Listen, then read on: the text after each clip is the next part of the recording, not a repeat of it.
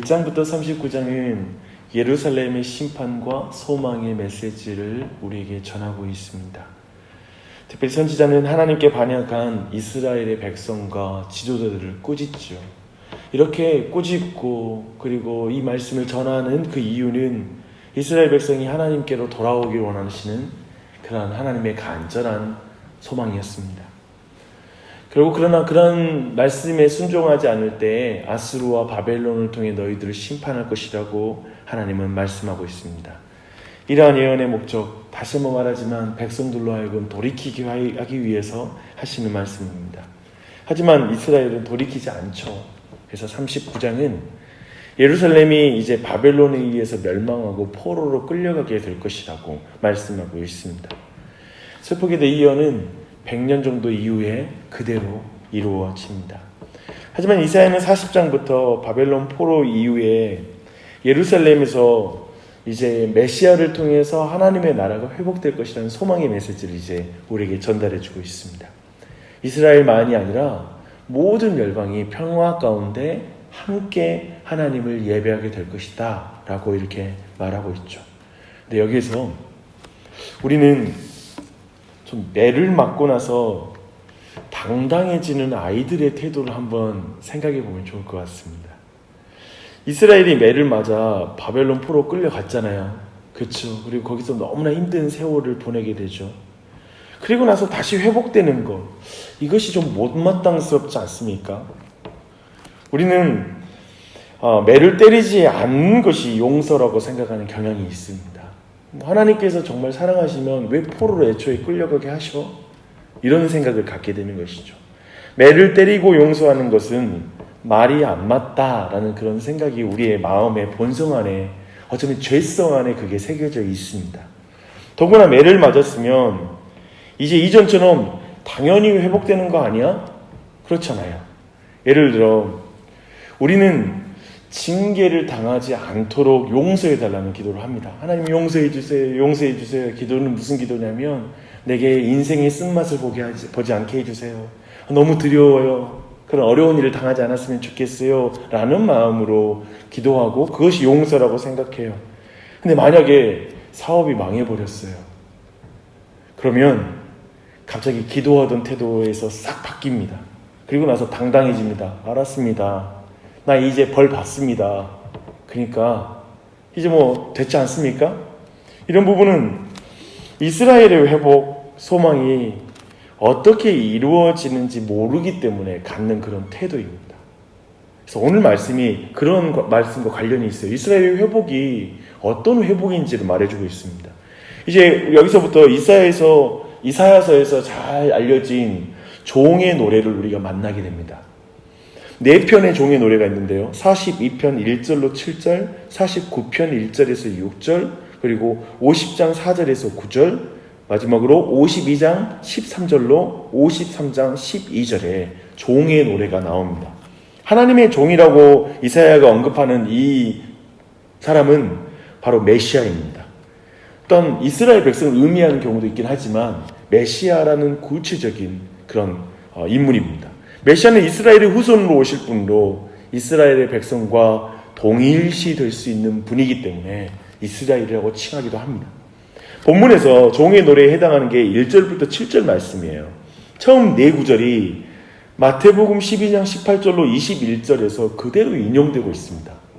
예수님이 이사야에서 말하는 이 사람이 바로 나이다 라고 이렇게 직접적으로 이 말씀을 해석하고 있습니다.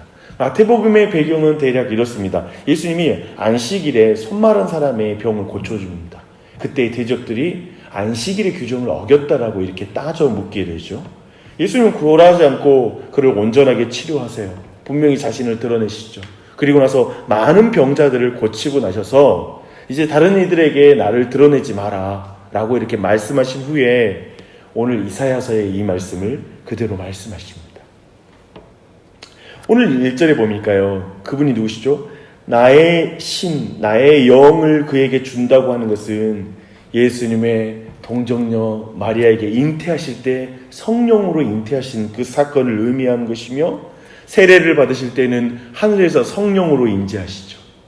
비둘기 같은 성령이 임하고 있죠. 그리고 공생의 모든 사건들이 다 성령을 받으심으로 성령 충만한 가운데 모든 기적을 나타내고 계십니다. 그것을 말하고 있습니다. 이어서 이제 2절부터 4절까지는 종의 이 예수 그리스도의 메시아의 성품이 나옵니다. 첫째는 고요함이에요. 그래서 그는 외치지 아니하며 목소리를 높이지 아니하며 그 소리를 거리에 들리게 하지 아니하며 라고 이렇게 말하고 있습니다.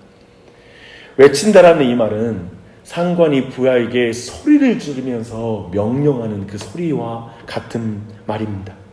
그래서 주님은 그렇게 윽박 지르면서 소리 지르면서 이렇게 대하지 않는다라는 그분의 성품을 우리에게 알려주고 있습니다. 그 성품은 둘째에 더 자세히 묘사되죠. 3절이에요.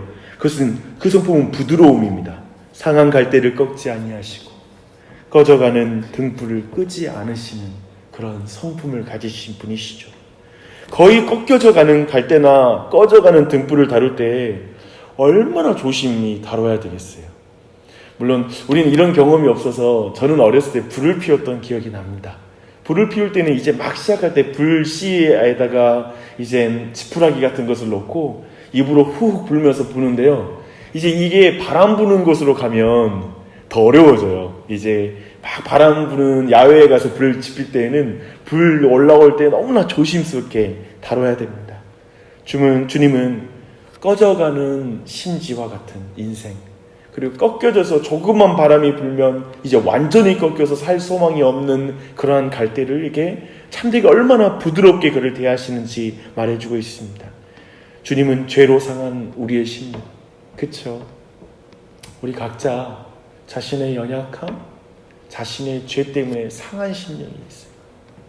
그리스도인들은 이런 상한 심령을 피할 수가 없어요.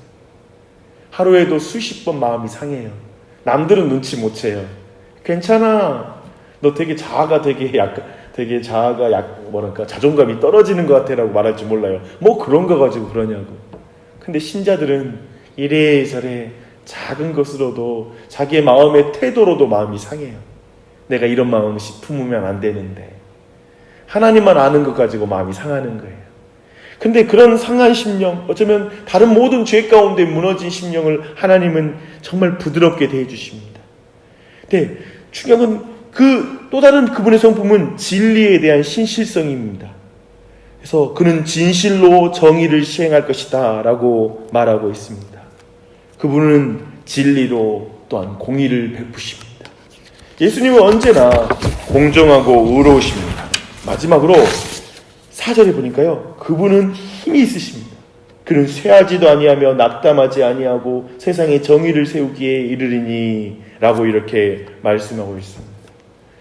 참으로 그분께서 우리를 부드럽게, 그리고 큰 소리를 치지 아니하시고 부드럽게 대하시며 우리의 영혼을 소중히 여겨주시는 그 사역은 얼마나 어려운 사역입니까?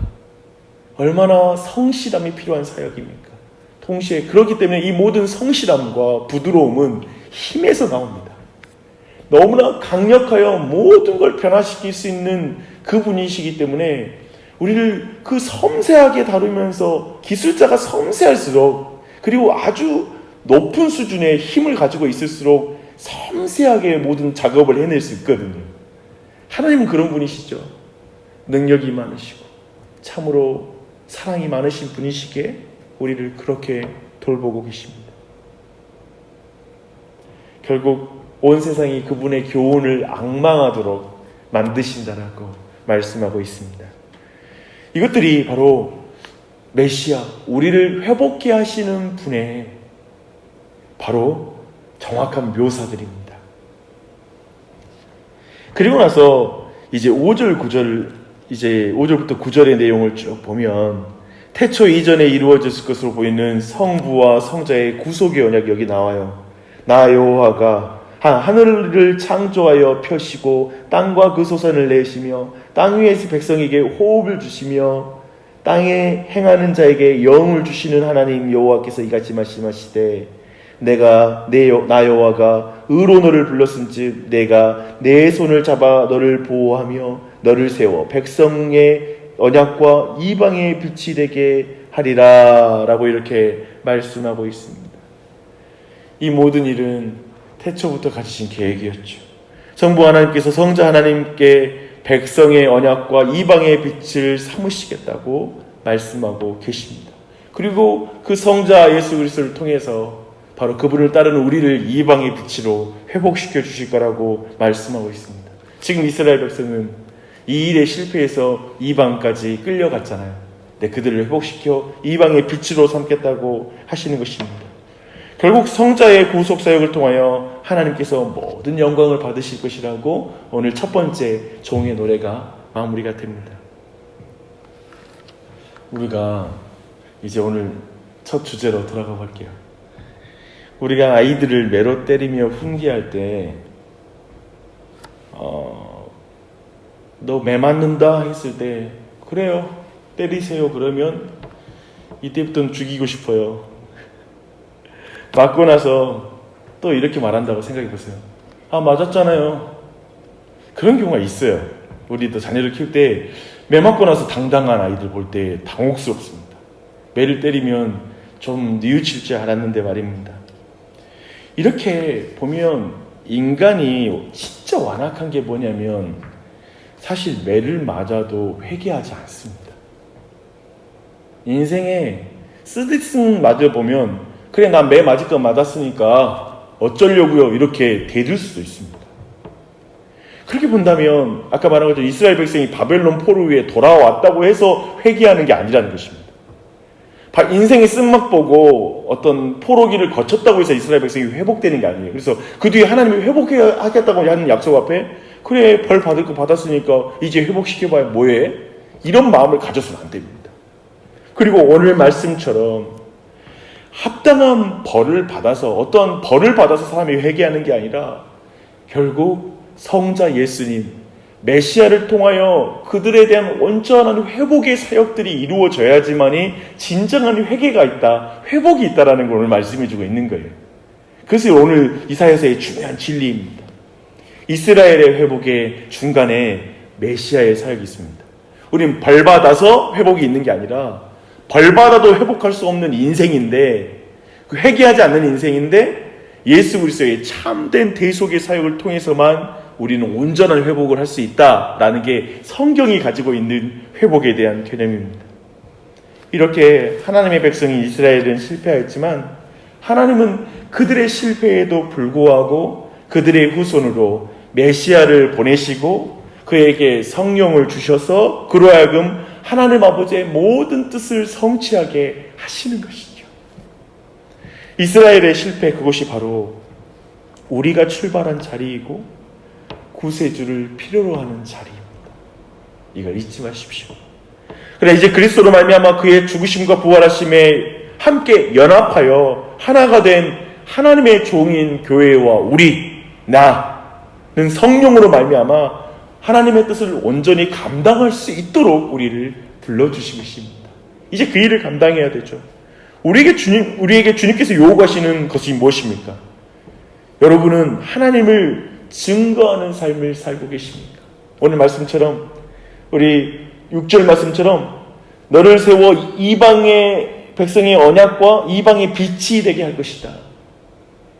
하나님은 원래 이스라엘 향해 가지신 계획이 이거였는데 이제 회복된 우리는 바로 이 사역을 감당해야 된다라고 말하고 있는 것입니다. 지난 주일에 바울과 신라가 감당했던 복음 사역 그걸 우리에게 감당해야 된다라고 그 어두운 감옥 가운데서 그 일을 행했잖아요.